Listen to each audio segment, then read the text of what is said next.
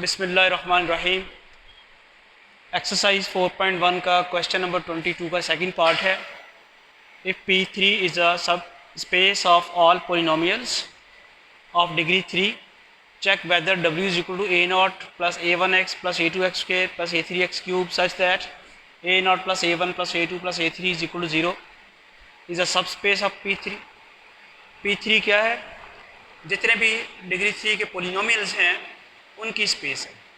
Degree 3 के जितने भी पोलिनोमियल्स हैं उनको इकट्ठा कर लिया गया और उनमें से ऐसे पोलिनोमियल्स लिए हैं डिग्री 3 के जिनके कोएफिशिएंट्स का सम जो है वो 0 है। देखें, ये भी तो पोलिनोमियल ऑफ डिग्री 3 ही है ना, x की पावर 3 मौजूद है। It is a polynomial of degree 3।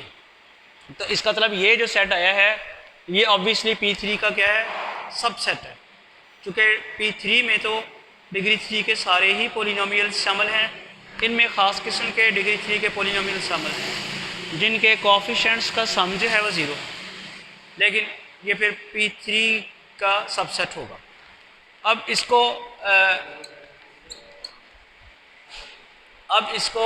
सब स्पेस साबित करने के लिए आपको याद है हमने दो कंडीशंस की एक ही कंडीशन बनाई हुई है, वो कंडीशन यूज़ करते हैं। उसके लिए हमने इसके दो एलिमेंट्स लेने हैं। तो उसके लिए हम सपोज करते हैं let W1 W2 belong to capital W और फिर alpha beta belong to capital F। जैसे ही आप W1 कैपिटल W का एलिमेंट लेंगे तो according to the definition of W1 किस फॉर्म का होगा, A0 plus A1x plus A2x square plus A3x cube and W2 भी इसी फॉर्म का होगा। इसमें साथ आपको बताना है कि इसमें ख़ास बात क्या है, A0 plus A1 plus A2 plus A3 is equal to 0। मैं रिपीट करता हूँ, मैंने W1 चूँकि W का एलिमेंट लिया, W में ऐसे पोलिनोमियल्स हैं जिनमें दो खूबियाँ पाई जाती हैं। एक तो वो पोलिनोमियल ऑफ डिग्री 3 है, दूसरा उसके कोएफिशिएंट्स का सम 0 है। तो जैसे मैंने W1 कैपिटल W का एलिमेंट लिया तो इसको पोलिनोमियल ऑफ डिग्री 3 होना चाहिए और इसके जो कोएफिशिएंट्स हैं इनका सम 0 होना चाहिए। दोनों होगी बातें। इसी तरह मैं W2 भी W का एलिमेंट ले रहा हूँ, ये कोई दूसरा एलिमेंट है W का, इसमें भी दो खूबियाँ होनी चाहिए कि ये भी पोलिनोमियल ऑफ डिग्री 3 होना चाहिए और इनके कोएफिशिएंट्स का सम जो है वो भी 0 होना चाहिए। तो इसलिए W2 जो है वो किस फॉर्म का होगा, A0 dash plus A1 dash plus A2 dash x square plus A3 dash x cube, where A0 dash plus A1 dash plus A2 dash plus A3 dash is equal to 0। W2 भी polynomial of degree 3 होगा और उसके भी coefficients का सम 0 होगा। इसको इससे distinguish करने के लिए सिर्फ इतना ही किया मैंने कि यहाँ पे coefficients A0 A1 A2 A3 लिए थे, यहाँ A0 dash A1 dash A2 dash A3 dash लिए हैं। ये नए कोएफिशिएंट्स लेने से वो नया पोलिनोमियल बन जाएगा और पोलिनोमियल डिग्री 3 है। नेक्स्ट हमने कंसिडर करना है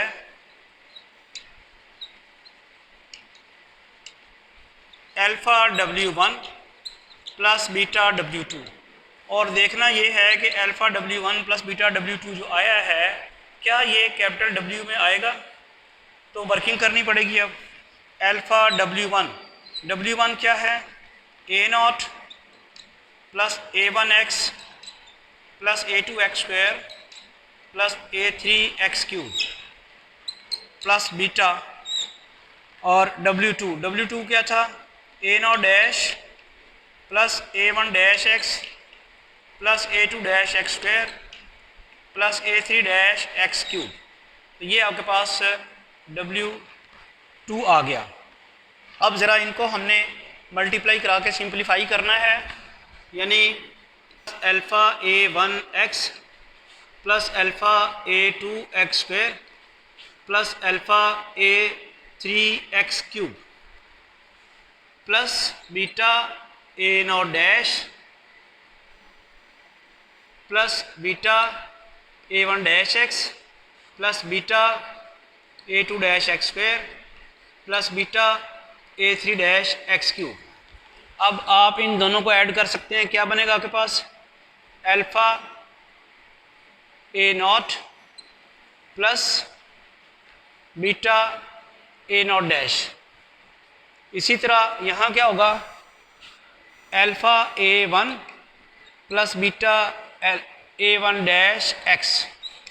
फिर यहाँ क्या होगा? Alpha a two plus beta a two dash x square. इसी तरह इनको ऐड करेंगे तो क्या बनेगा आपके पास? Alpha a three plus beta a three dash x cube. अब मुझे ये पता नहीं चला अभी तक कि ये alpha W1 plus beta W2 capital W में आएगा कि नहीं। इसके आने के लिए दो शर्तें हैं। एक शर्त तो ये है कि इसे पोलिनोमियल ऑफ डिग्री 3 होना चाहिए, वो पूरी हो चुकी है। आप गौर करें, alpha a naught plus beta a naught dash this into x plus this into x square plus this into x cube, ये कह रहा है कि ये पोलिनोमियल ऑफ डिग्री 3 है। जो दो कंडीशंस थी उनमें से एक कंडीशन तो पूरी हो चुकी है। दूसरी रिक्वायरमेंट क्या थी कि इसके कोएफिशिएंट्स का सम ज़ीरो होना चाहिए। अब इस वक्त कोएफिशिएंट क्या हैं वो हम चेक करते हैं। अगर तो कोएफिशिएंट्स का सम ज़ीरो आ गया तो फिर ये उसी कैटेगरी में फॉल कर जाएगा जिस कैटेगरी के पोलिनोमियल्स हैं कैपिटल W में पड़े हुए हैं। लिहाजा हम कंसिडर करेंगे coefficients alpha a naught plus beta a naught dash, alpha a one plus beta a one dash plus alpha a two plus beta a two dash plus alpha a three plus beta a three dash. ये हम सम करके देखते हैं कि क्या zero आता है। इसमें मैं ये करता हूँ कि अल्फ़ा वाले जो हैं वो पहले इकट्ठे करता हूँ। Alpha a naught plus alpha a one plus alpha a two plus alpha a three, ये मैंने इकट्ठे कर दिए।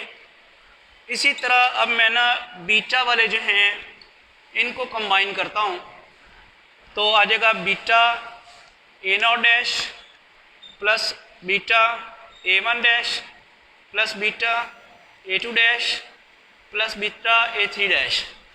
तो पहली जो है कैटेगरी में से अल्फ़ा कॉमन निकल गया, a naught plus alpha a one plus a one plus a two plus a three. दूसरी में से बीटा कॉमन निकल गया, a naught dash a one dash a two dash a three dash. अब देखें जो एलिमेंट्स हमने लिए थे according to those elements a naught plus a one plus a two plus a three zero था तो यहाँ ज़ीरो लग गया। Similarly a naught dash plus a one dash plus a two dash plus a three dash भी zero था तो फिर यहाँ भी ज़ीरो लग गया। तो आंसर क्या आ गया? ज़ीरो। दूसरी कंडीशन भी सेटिस्फाई हो गई है। दोनों कंडीशन सेटिस्फाई हो गई। कौन कौन सी? एक तो यहाँ तो ये पता चल गया था कि alpha W1 plus beta W2 जो है वो पोलिनोमियल ऑफ डिग्री 3 है। यहाँ ये पता चल गया है कि उसके कोएफिशिएंट्स का सम जो है वो ज़ीरो है। तो अगर कोई पोलिनोमियल ये दो कंडीशन सेटिस्फाई कर जाए तो W में आ जाएगा। तो इसका मतलब क्या हुआ कि alpha W1 plus beta W2 belong to capital W। इससे क्या पता चला? W इज़ अ सब स्पेस ऑफ P3। तो यही हमने प्रूव करना था। होपफुली आपको समझ आ गई होगी। मैं क्विकली आपको ज़रा रिपीट कर दूं कि जब भी आपने किसी सेट को किसी दूसरे सेट का सब स्पेस साबित करना है, वेक्टर स्पेस की सब स्पेस साबित करना है, तो पहली तो शर्त ये देखें कि वो जो सेट है उसका सब सेट है वो तो ऑलरेडी है। फिर देखें कि वो सब स्पेस वाली क्या कंडीशन पूरी होती है कि W1 W2 उसके दो एलिमेंट्स लेके alpha W1 plus alpha beta W2 लें तो क्या वो उसमें आएगा। उसमें लाने के लिए फिर ये करना होता है कि जिस किस्म का सेट है, सेट में जो एलिमेंट्स हैं, जिस किस्म के एलिमेंट्स हैं, आपका alpha W1 plus beta W2 क्या उस किस्म के एलिमेंट्स की तरह का आ गया है। अगर तो वो एलिमेंट्स की प्रॉपर्टी